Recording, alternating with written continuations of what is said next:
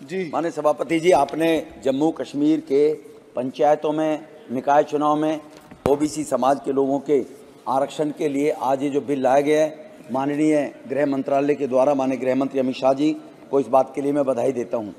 हमारे देश के प्रधानमंत्री माननीय मोदी जी, उन्होंने 2014 में ही कहा था सबका साथ सबका विकास। उसी पद्धति के तहत हर जिसकी जितनी भागीदारी उसको उतनी हिस्सेदारी मिलनी चाहिए। इसी को लोकतंत्र कहते हैं सर। और उसी लोकतंत्र की बात को आगे बढ़ाते हुए ओबीसी समाज को जम्मू कश्मीर में, उस समाज को 1.5 करोड़ की आबादी में जो जम्मू कश्मीर में रहते थे, जहां 3 परिवार केवल जम्मू कश्मीर पर आधिपत्य जमाए बैठे थे और 3 परिवारों की बपौती के कारण वो लोग अपने आप को ये समझते थे कि जीवन के अंदर वो आज भी 47वां भारत हो गया, लेकिन वो गुलामी जैसी पद्धति के कारण जीवन जी रहे थे।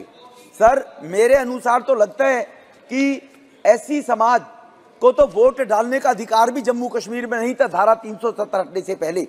जो इसी देश के नागरिक हैं, इनको याद करना चाहिए जोगेंद्र मंडल की बात। 1947 में जब देश का पार्टीशन हुआ था, वो जिन्ना के साथ एक रहते और पाकिस्तान की आबादी 23% थी उस टाइम हिंदुओं की, जो आज घटकर 1.5% रह गई सर। तो उसके पीछे उस समाज को उनके हकूक, उनके अधिकारों से वंचित रखना एक केवल देश को बपौती समझकर राज करने की मानसिकता थी। आज जम्मू कश्मीर की जो जमहूरियत है, उनकी मेहरबानी पर जो जीने को मजबूर हुआ करती थी, उसके पीछे मैं कुछ आंकड़े आपके सामने सर रखना चाहता हूं। जम्मू कश्मीर का धारा 370-19 के बाद लगने के बाद, हटने के बाद धारा 370 के मसूदी साहब बैठे हैं, वो सुनेंगे तो बढ़िया रहेंगे। बड़े अच्छे शब्द बोले थे, अपनी बात को कंट्राडिक्ट कर रहे थे जब उनको जो सूट करती थी। सर, 58 प्रोजेक्ट पिछले 5 साल में वहां पर लागू किए गए, जो 32 कंप्लीट हो गए। 2019 से 24 के बीच में जो 5300 करोड़ रुपए खर्च हुए। आज वर्ल्ड का हाईएस्ट रेल ब्रिज अगर कहीं बना है तो जम्मू कश्मीर के अंदर बना है और मोदी जी के नेतृत्व में बना है। सर, एशिया का लॉन्गेस्ट रोड टनल अगर कहीं बनी है तो उधमपुर में जम्मू कश्मीर के अंदर बनी है, क्योंकि जम्मू कश्मीर हमारा सरमौर है, हमारा ताज है और हमारे भारत की पहचान रही है, जिसकी खूबसूरती को पिछले 50 साल में वोट के कारण बर्बाद करने का काम किया गया। खानदान के द्वारा, परिवार के द्वारा, 3 परिवारों का लालन पोषण करके उनके साथ मिलके।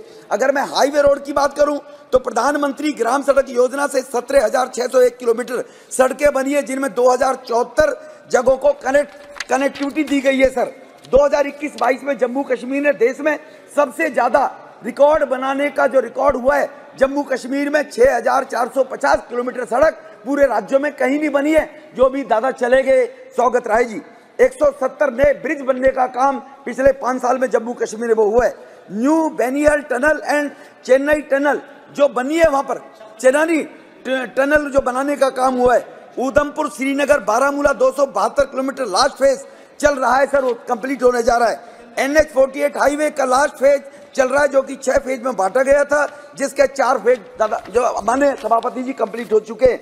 ग्रीनफील्ड हाईवे के रूप में दिल्ली से वैष्णो देवी 670 किलोमीटर 37,524 करोड़ की लागत से, अमरनाथ का 5,300 करोड़ की लागत से 10 किलोमीटर का एक रोड बना है। जम्मू श्रीनगर हाईवे 3127 करोड़ लागत से 8-10 घंटे लगा करते थे, जहाँ 4 से 5 घंटे अब लगते हैं।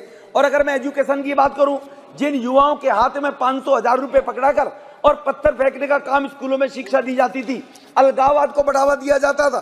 2 एम्स पूरे देश में, अगर छोटे से यूटी में अगर कहीं बने तो 2 एम्स जम्मू कश्मीर में वहां की जमहूरियत के लिए बनाने का काम हमारे देश के प्रधानमंत्री मोदी साहब ने किया है। कश्मीर के लोगों को, उनके बच्चों को मेडिकल में, कॉलेज में वो डॉक्टर बन सके, 7 medical college, 28 BCS nursing college. इसी प्रकार से सर 2 कैंसर के इंस्टीट्यूट, 50 नए degree college, IIT IIM college चालू कर दिए गए हैं।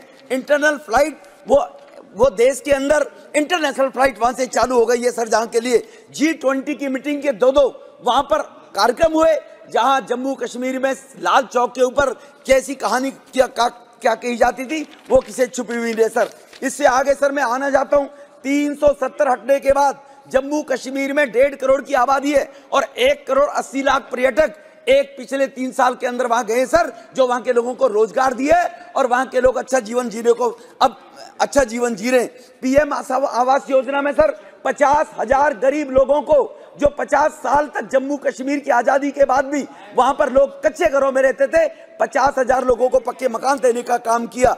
370 हटने के बाद वहां पर सर अध्यक्ष जी, मैं आपके सामने ये बात रखना चाहता हूं, जम्मू कश्मीर और देश के और अपोजिशन के लोगों के सामने भी, जहां 30 साल से सिनेमा और थिएटर बंद पड़े हुए थे सर, 100 से ज्यादा शोज वहां चलाए जाते, आज 30 सालों में थिएटर बनते हैं, वह लोग फिल्म देख रहे हैं लोग। अब मैं अगर आगे आना चाहूं सर, अभी सुप्रिया जी केजरीवाल की बहन लगती हैं, पत्थर फेंकती है, भाग जाती हैं। अगर वो यहाँ होती तो मैं उनको बताता। मसूदी साहब सुन रहे हैं, दादा साहब आप भी सुन लीजिए, 2004 से 14 के बीच में 7217 अटैक हुए थे 10 साल में, जब कांग्रेस की और मसूदी साहब आप लोगों की सरकारें चला करती थी। लास्ट 10 साल में केवल 2000 अटैक हुए हैं सर, 2000 टेररिस्टों के। और अगर 70% रिडक्शन हुआ है टेररिस्ट के अंदर, तो वो 10 साल के अंदर मोदी जी के नेतृत्व में, अमित शाह जी की सोच के कारण हुए सर, वहां लॉ एंड ऑर्डर लागू करने के कारण में।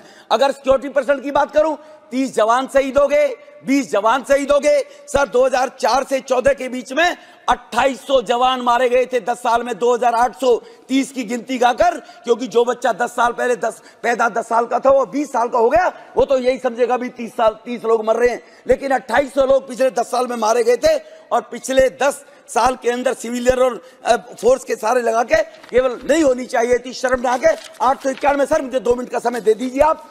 कुछ लोगों को ये जानकारी रहनी चाहिए, ये लोग अपने ट्विटर हैंडल कहीं से बोलते होंगे, देश गुमराह होता है कि मोदी जी के नेतृत्व में देश में क्या हो रहा है सर। पत्थर मारने की घटना 2010 में 2654 थी सर, 2654, और 370 हटने के बाद 4 पत्थर मारने की घटना हुई है सर। मसूदी साहब 4, वो तुम्हारे चेले कहां चले गए, पूछिए उनसे अब। इसीलिए सिटीजन ऑफ वैलीज में 6235 लोगों की मृत्यु हुई थी 10 साल के अंदर सर, जो अब 2023 में एक भी ऐसे सिविलियन की मृत्यु आतंकवादियों के द्वारा नहीं हुई है। घुसपैठ की कोशिश 2014 से पहले 489 हुई थी सर, अब 48 हो गई है सर, कुल 48 रही है सर। वो भी धीरे धीरे बॉर्डर से, अब गोविंदपुरी में भी, कालकाजी में भी, दिल्ली में भी, निजामुद्दीन में, बंबई में बम ब्लास्ट होते थे। आज वहां से आतंकवादी घुसपैठ को जो आप परमिट दिया करते थे मसूदी साहब, उनके परमिट बंद हो गए हैं इस कांग्रेस के सहयोग से। जो आप परमिट देते थे वो हिंदुस्तान में आने बंद हो गए हैं, बम ब्लास्ट करने वाले। और आज वहां 2014 से पहले अब एक भी ऐसा केस नहीं है अब तक एनआईए के द्वारा, कुल, क्योंकि इनके रिश्तेदार थे, वो तो सब इनके चाहने वाले थे, इनकी शय पर चलते थे। 2000 एनआईए में 229 लोग केवल गिरफ्तार हुए थे सर 10 साल में। क्या रिश्तेदारी थी, पूछना चाहता हूं।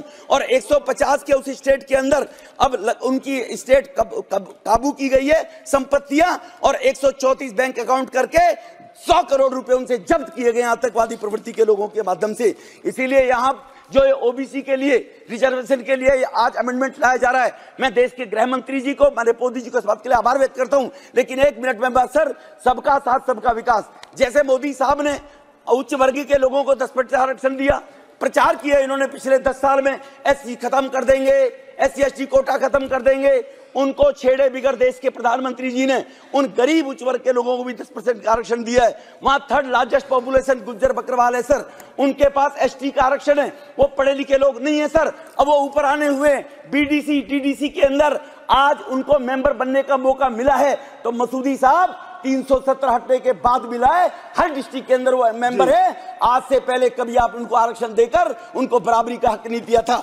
आप उस राज्य को अपनी बपौती समझकर उनसे नौकर की तरह व्यवहार करके काम कराते थे, शोषण किया करते थे। सर अभी जो ST का आरक्षण दिया जा रहा है, हम पहाड़ियों को आरक्षण मिलना चाहिए, हम उसका विरोध नहीं करते हैं। मेरा एक सुझाव है कि उनके आरक्षण में कटौती किए बगैर, एजुकेशन है नहीं, शेड्यूल कास्ट में भी एजुकेशन जो जातियां नहीं है उनको उसका आरक्षण नहीं मिल पाया था, कुछ वर्ग ले पाए थे जो पढ़े लिखे लोग हुआ करते थे।